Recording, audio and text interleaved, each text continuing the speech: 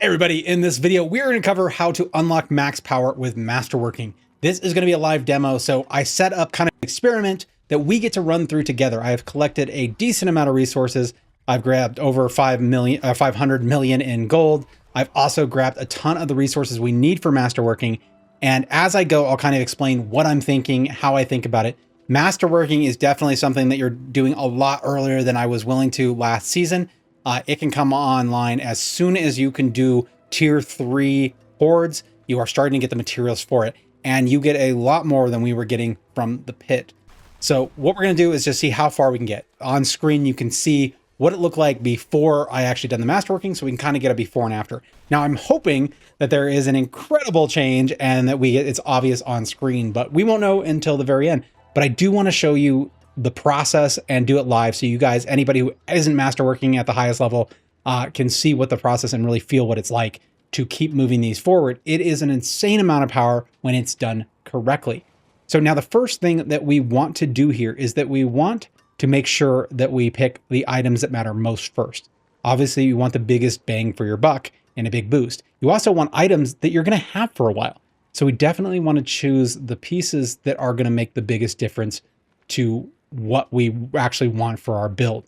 So let's kind of go through and I'll scan through these and then think about it. I am lucky enough that I did have a ton of mythics from my main, and I was able to put these on. What's really cool is if you haven't used the mythic and you haven't worked on it at all, the required level starts at 35. So if you have mythic sitting around ever and you start a new class, you can actually get a crazy boost early on. So I was able to get these 3 mythics as early as 35. It was definitely a crazy fun and fast leveling. We probably want to look at these first. I mean, mythics are super rare and they have crazy stats to begin with. The affixes are usually some of the craziest in the game.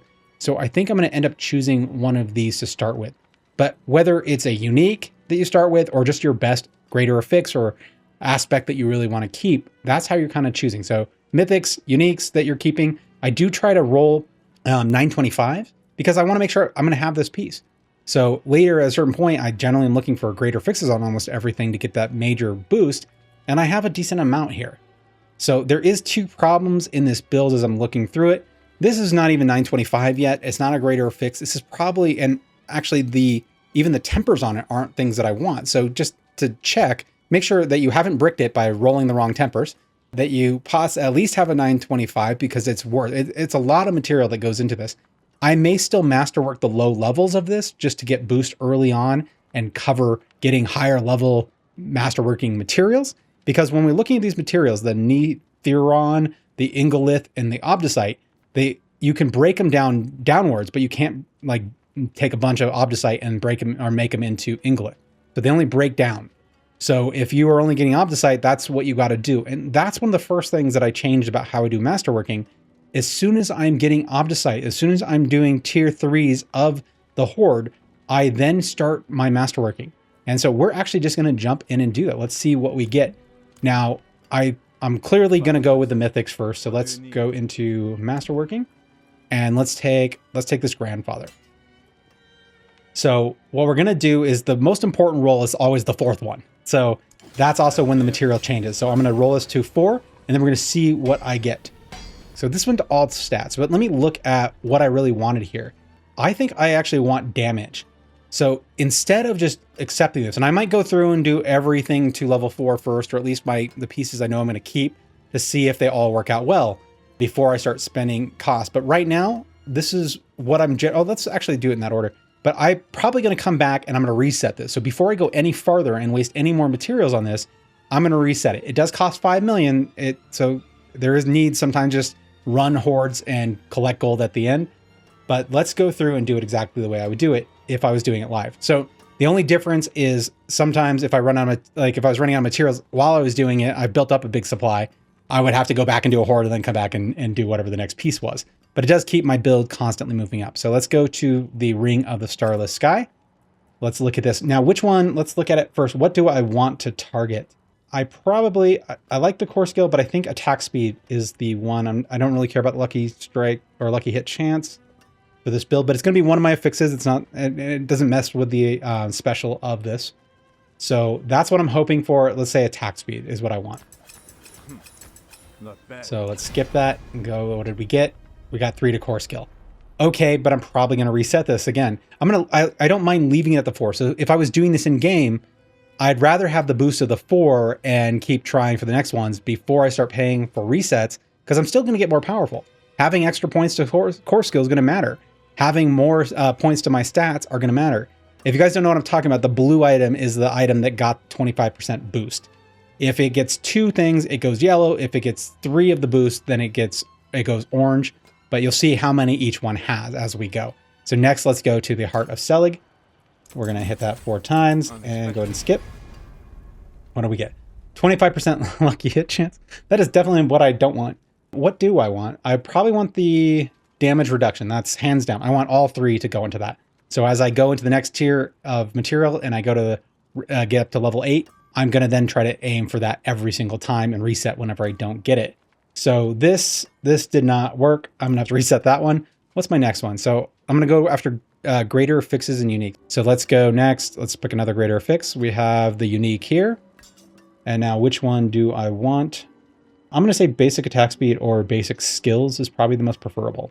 I got all sets. So I'm going to reset that one. So I see a trend. This is generally what happens. I mean, sometimes you'll get lucky, but if I get the best rolls on all of these, it's going to matter a lot. So let's just quickly start doing the rest of these. We'll wrap them up.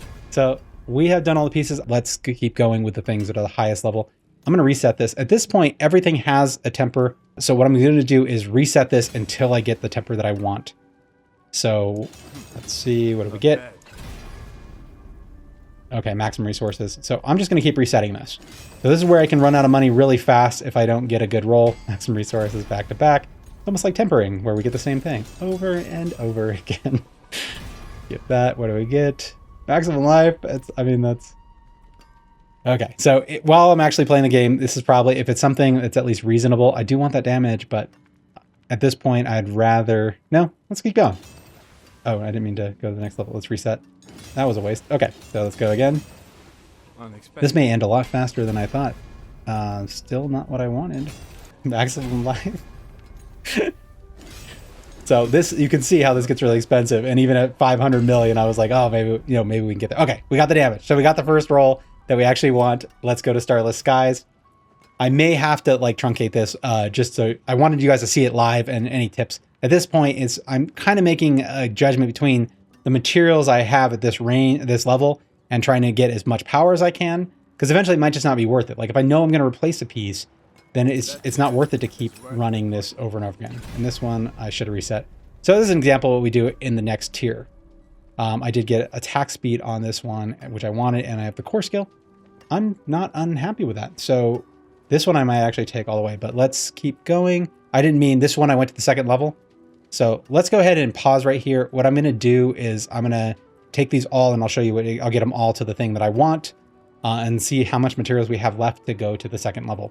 I'm part way there. I have most of them other than I think 2 that I still want to re-roll, but I did run out of Obdicite. So I just make sure that's clear for everybody. You know, we run and we exchange it at the potion person.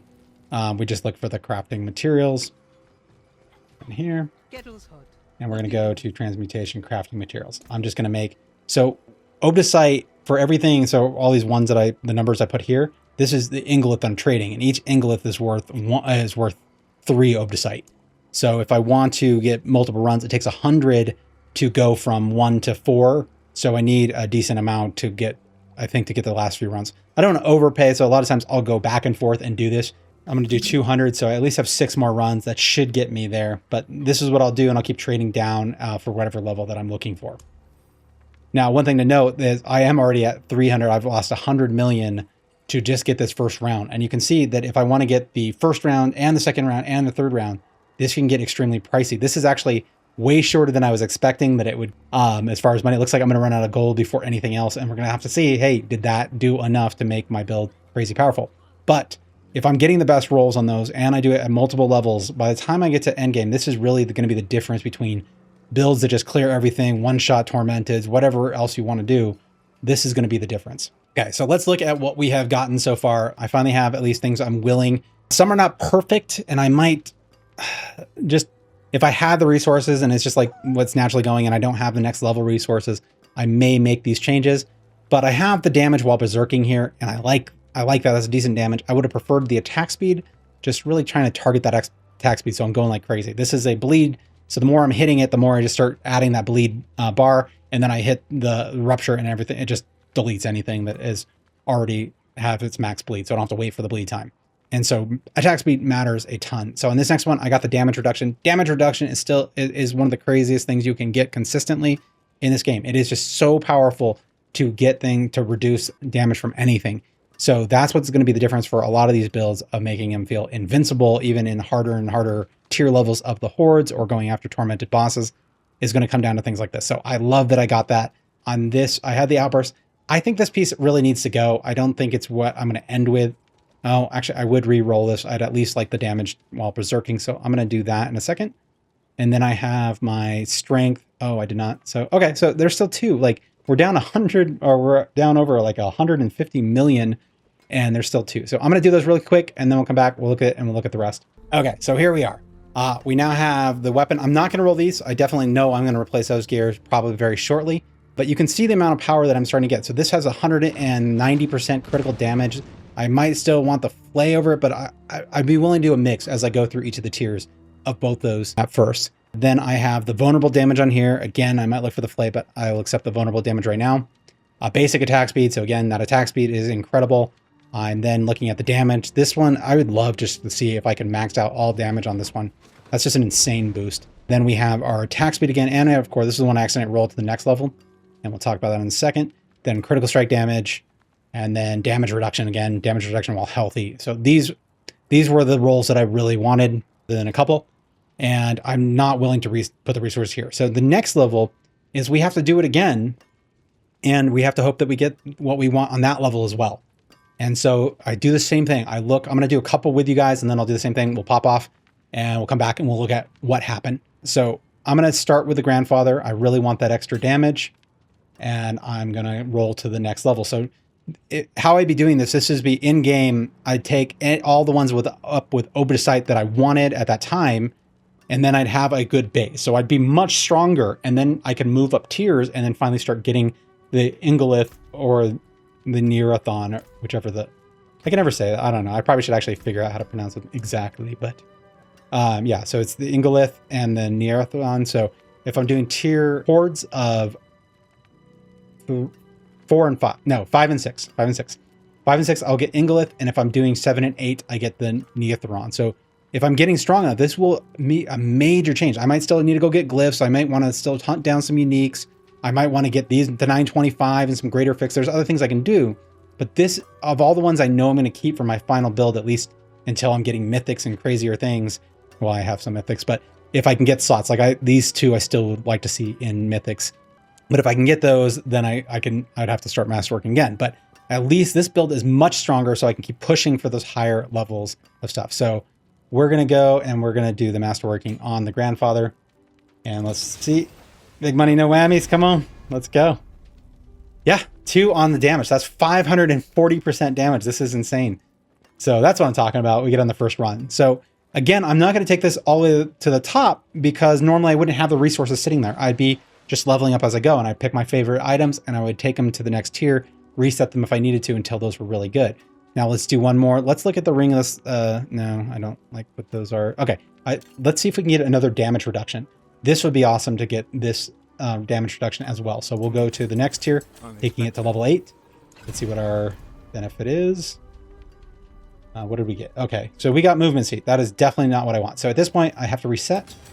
And then we start again at the very bottom. I'm out of materials, so I'll go do that. So I did want to put a quick note in here just because I want to show you guys this. This doesn't let you, so it says I can do 2,726. It doesn't actually let me put more than 3 digits.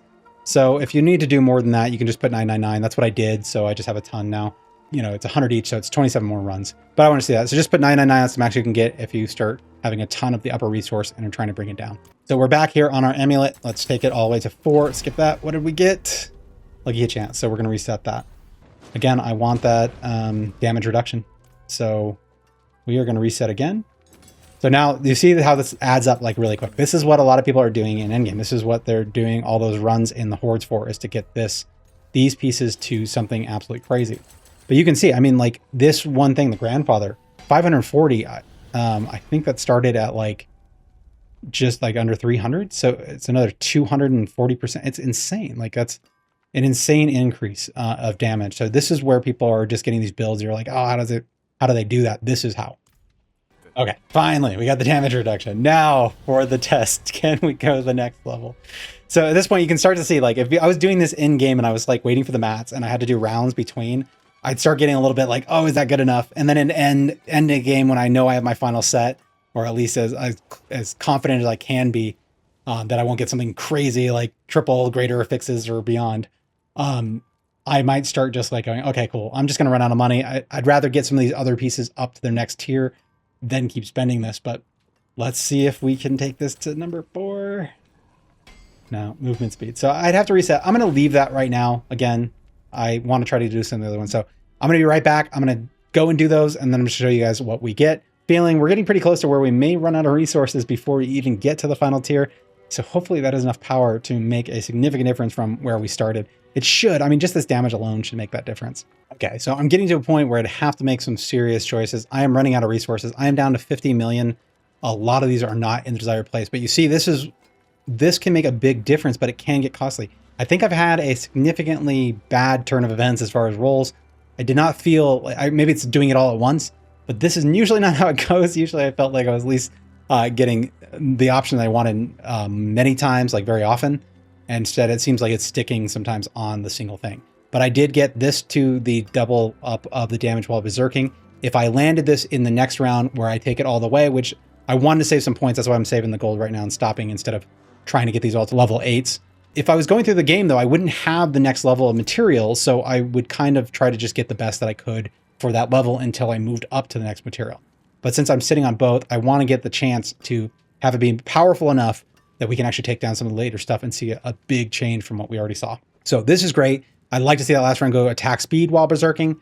This one's fantastic. Both are on the reduction, so that's helping a lot for bleeding enemies. I make enemies bleed constantly, so that's fantastic. This one I did like that I got the damage on the berserking, and I do like a little bit of the outburst. I think I would want all the points into damage while berserking. Then this one, we're not rolling. Okay, and then this took a while. Like this probably took half the resources from when we left last time. But I really wanted the double on the flay because I was trying to get here as well, but I got both on vulnerable. Still pretty good, but this makes a significant for that flay duration so that they are just getting poisoned longer and longer. That makes a big difference. So then when I do the rupture, then I got that extra damage from the grandfather. This is looking way insane from what we did. So I'm expecting something good, but I wanted to spend the last little resources taking the best pieces and at least making an attempt for that last roll. So what I'm going to do is I'm going to try to re-roll these to the 3rd, and then we'll just call it at that if I'm super low on gold. So let's go ahead and do this actually live while we're doing this last one. So what we're trying to get is we want that damage one more time. So this would be insane. This would be like all the things that we've done, like that we've spent and the amount of resources. This would be worth it alone just to hit that triple. Even the double is pretty damn nice. So let's go. We'll take it all the way. This is their level 3 in a row. That is insane. Okay, so 660 damage. We started with like under 300 for this piece.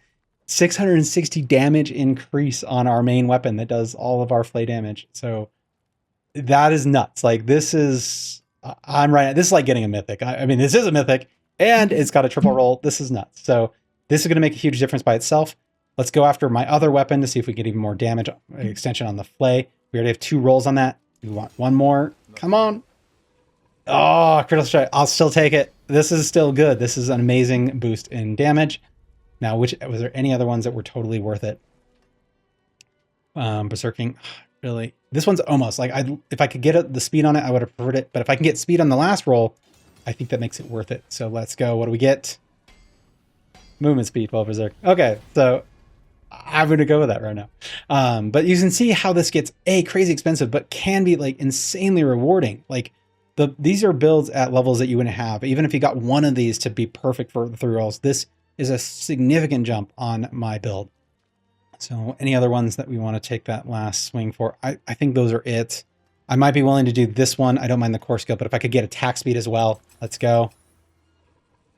I got attack speed, double up. So this is nice. And we're getting that boost. We even got the extra boost on the core skill by just masterworking. Everything gets 5% for each round up until the 4th, and then that one gets the 25%. So just insane. So this should be a crazy different build. Let's see if there's anything else I'm willing to take one more level. Oh man. Okay, so let's risk it with the ring. I'm going to put the rest of what I got for resources to try to re-roll this to get both damage reduction. Let's see if we can do it. Or start the amulet. So let's reset this.